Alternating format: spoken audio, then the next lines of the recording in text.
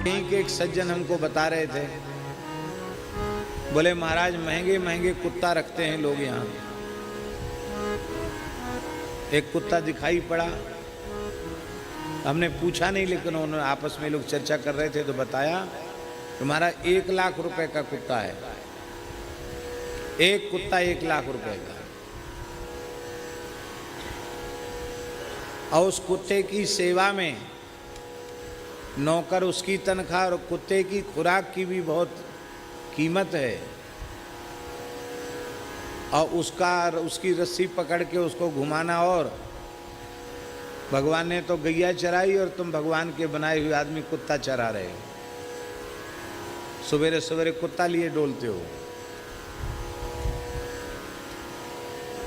घर में कुत्ता रखोगे तो कोई सत्पुरुष आपके घर में आने वाला नहीं है।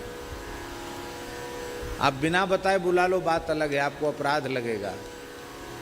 पुराणों में लिखा हुआ है, महाभारत में लिखा है, जिस घर में कुत्ता पलता है उस घर में देवता पूजा स्वीकार नहीं करते। उस घर में पितर तर्पण श्राद्ध आदि का जल स्वीकार नहीं करते हैं। उस घर का अन्न जल इतना अशुद्ध होता है, किसी भी साधु ब्राह्मण के द्वारा भिक्षा में ग्रहण करने के योग्य नहीं होता। यज्ञोपवीतधारी द्विजाति यदि कुत्ते का स्पर्श करते हैं तो महाभारत में लिखा है, क्रोधवश नाम के दैत्य उसके संपूर्ण पुण्यों का नाश कर देते हैं, उसके पुण्य नष्ट हो जाते हैं। भारतवर्ष के महान संत पूज्यपाद श्री डोंगरे जी महाराज कहते थे, जब ब्राह्मण, ध्यान से सुनो, जब ब्राह्मण के घर में बालक जन्म लेता है तो देवता थर थर कांपते हैं, इंद्रादि देवता। ये ब्राह्मण का बालक है, पता नहीं कितनी कठोर तपस्या करके हमको भी रहना मुश्किल कर देगा अपने लोकों में, इतना तेजस्वी हो जाएगा। डरते हैं ब्राह्मण बालक से देवराज इंद्र भी। और जब वो ब्राह्मण का बालक कुतिया के पिल्लों को गोद में लेके घूमने लग जाता है तो इंद्र निर्भय हो जाते, बस अब कोई बात नहीं, अब चाहे जितने एक माला फेरे तपस्या करे, अब स्वर्ग पर शासन तो नहीं कर सकता।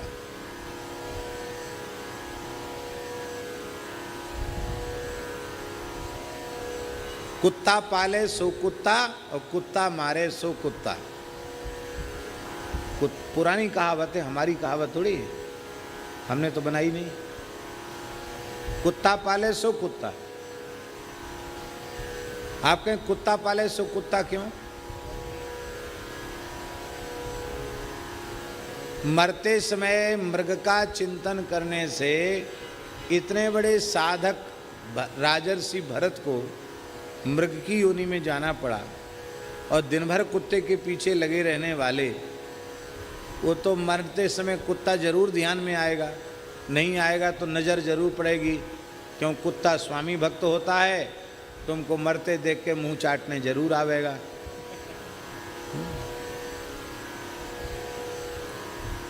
तो कुत्ता पालोगे तो मरते समय कुत्ते का चिंतन होने से कुत्ता बनना पड़ेगा। और कुत्ता मारे सो कुत्ते को मारना भी नहीं चाहिए। कुत्ते को मारोगे तो वो भी बदला लेगा, तुमको कुत्ता बनना पड़ेगा, वो आदमी बन के तुमको पिटाई करेगा। इसलिए न कुत्ता मारो न कुत्ता पालो, कुत्ते को टुकड़ा जरूर दो, पहली रोटी गाय की और आखिरी रोटी कुत्ते की। माताओं से निवेदन है, खाली तवा चूल्हे से उतारा नहीं जाता है, उस पर एक रोटी रख के तब नीचे उतारते हैं। उतारते ऐसी विधि है कि नहीं? आजकल की पढ़ी लिखी माताएं नहीं जानती, खाली तवा को उतारा नहीं जाता है, उस पर एक आखिरी बचे हुए परोथिन सहित मोटी रोटी बनाई जाती है और रोटी के सहित तवा को नीचे उतारा जाता है। अकेले तवा उतारने से दोष लगता है। वो आखिरी रोटी किसके लिए? कुत्ते के लिए। बाहर जो बेचारे कुत्ते हैं उनका कहाँ कुछ, दुकान तो खुली नहीं कुत्तों के लिए कि पैसा दे के मिठाई ले आवें, उनको तो वही टुकड़ा उनको मिलना। कुत्ते का टुकड़ा जरूर देना, पर कुत्ते का स्पर्श करना, कुत्ते को पालना, ये धर्म शास्त्र में निषिद्ध है, नहीं पालना चाहिए। कई साल पुरानी बात है, जयपुर में एक मूर्ति वाले के यहाँ हम गए, बड़े प्रसिद्ध मूर्तिकार, नाम हम नहीं लेंगे उनके मूर्ति भंडार का क्योंकि वो दूसरी बात है। तो वहाँ जाकर हमने देखा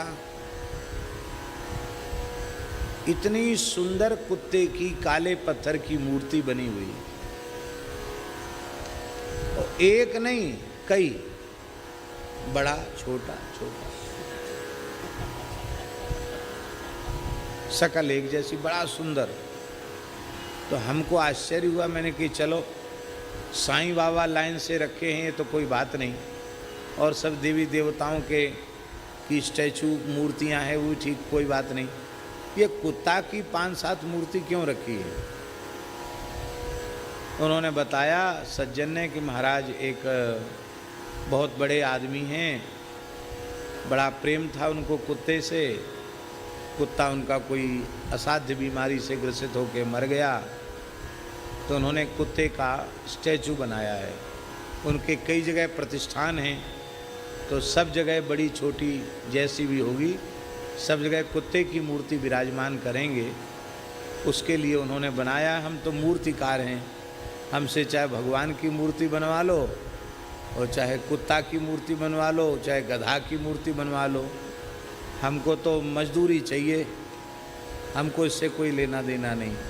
तो मैंने देखा कि धन्य है भारतवर्ष, जहाँ इतनी श्रद्धा लोगों की है, वाह धन्य है।